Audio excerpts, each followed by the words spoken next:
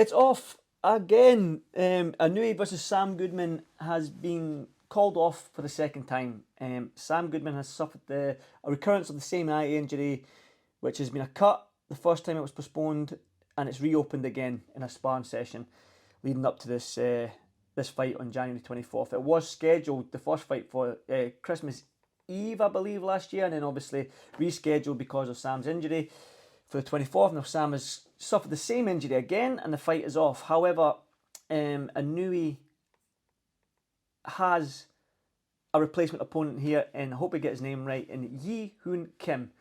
Number 11 with the WO, not ranked in any of the other governing bodies, so I'm expecting, I think we're all expecting, a Inoue demolition job. And I was looking forward to the Sam Goodman fight. Sam Goodman's undefeated, good boxer, and I think there's not a boxing fan on this planet who doesn't love watching Inoue fight. The way he fights is just a fan-friendly style, and he attracts everyone because of he's just, well, the monster is his name, and he lives by that. He's just a ferocious wrecking ball, and we love it, and we love to see it. So he does a replacement in Ye Joon Kim. However, when you look at these super bantamweight rankings and you're thinking to yourself, who's out there for Inoue to fight? I mean, Sam Goodman, yeah, you could revisit that fight.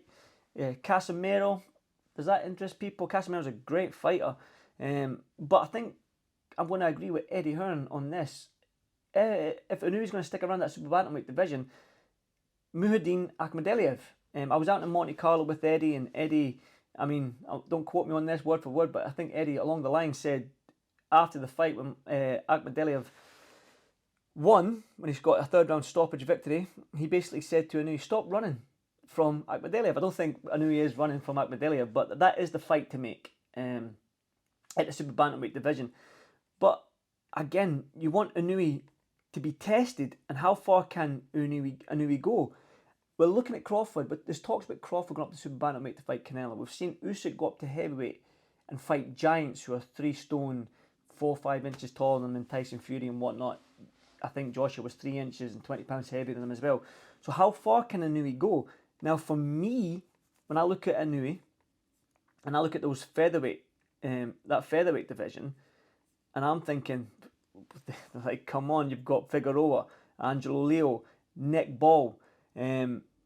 I mean, there's some great fighters in that featherweight division. Can Inoue go up to the featherweight and do the same damage as he's done at bantamweight and super bantamweight? I think so. I think size matters in fights, and I think that a lot of people agree with that. But sometimes when you've got a skill set, you can negate the size of another man. And Usyk's proven that. He's shown that because of his skill set and his fleet of foot and his hand speed and whatnot. Joshua, who's way taller, 3 inches taller. Tyson, who's 4-5 inches taller, 20-30 pounds heavier. Usyk finds a way. I think Inoue, with his skill set, and he can pack a punch, and he's dropping these guys with ease, with one punch. It's not accumulation of punch, it's one punch power.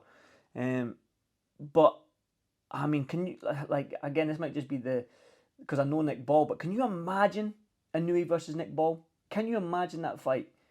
I mean, come on, that fight is unbelievable. Nick Ball is a wrecking ball. Inoue is a wrecking ball in his own right. They both throw a lot of punches. They both come forward. They both meet. I think it's just going to be 2 trains colliding. Boom. Nick Ball versus Inoue. It just makes sense to me. And again, Inoue's cleaned up that super bantamweight division. And he's pound for pound number 1, 2, 3. Whatever you put him, Usyk and Crawford, Canelo as well. But Inoue has to be number 1, 2, 3. He's in there somewhere, right? A lot of people have him number 1.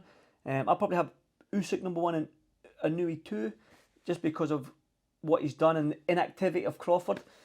But yeah, Nick Ball versus Inoue. Can you imagine that fight? It's just, and the way Riyadh season is, and His Excellency Turki Al-Sheikh does business, I think that's a fight that can be made. Does Inoue want it? I know Inoue loves fighting in Japan. But for Inoue in 2025, he probably needs to step up to featherweight. I think that super bantamweight division, when you look at the names down there, apart from Akhmadaliev, he's wiped out the division again. So can he become a 3-weight undisputed champion up at the featherweight division? It'll be a tough ask. It really will be a tough ask with Brandon Figueroa, who is, I mean, he's big. Like, he's 5'9". I mean, I know height doesn't matter, but he's got the length, he's got the power, he's got the skill set. He's fighting Stevie Fulton in a couple of weeks. You've got Angelo Leo, who's another good fighter. I seen him in Vegas one time. He just knocked out Luis Alberto Lopez back in, was it July, August last year? So yeah, some absolute, monsters in this division, that featherweight division. But for me, again, I'm going to reiterate it, the Nick Ball versus Inoue. Come on now.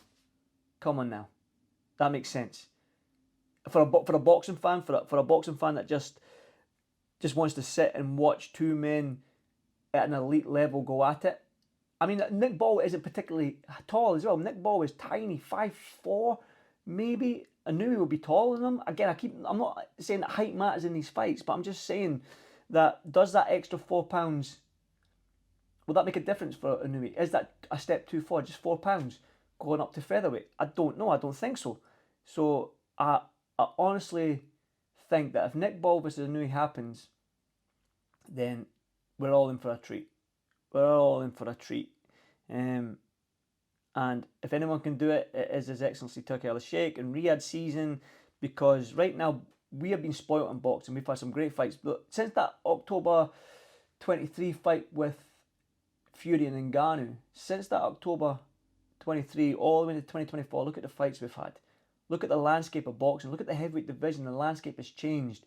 We've seen the resurgence of Mark Bacoli and Ajit Kabayal and Moses Atalma. Dubois become a world champion, knocking out Anthony Joshua. We've seen the light heavyweight undisputed. We've seen Bivol versus Biev. We're getting that a second time in the rematch. We're getting, look at that February 22nd card. We're getting mega fights. We're getting Madrimov. We're getting Ortiz. We're getting Parker and Dubois. We're getting Callum Smith versus Buatsi. I mean, come on. I think Nick Ball versus Inoue isn't far-fetched. I really don't. And I think if both fighters want it and the teams can come to an agreement, then let's make it happen. Nick Ball, Inoue, Nick Ball, featherweight, WBA World Championship. It makes sense. Let me know what you think. You don't know what to do, leave a comment. Let's get involved. I'll engage with you. I always answer the comments. I always read the comments. So be nice. And let's start a discussion. Inoue versus Nick Ball. What do you think? Leave a comment. Boom!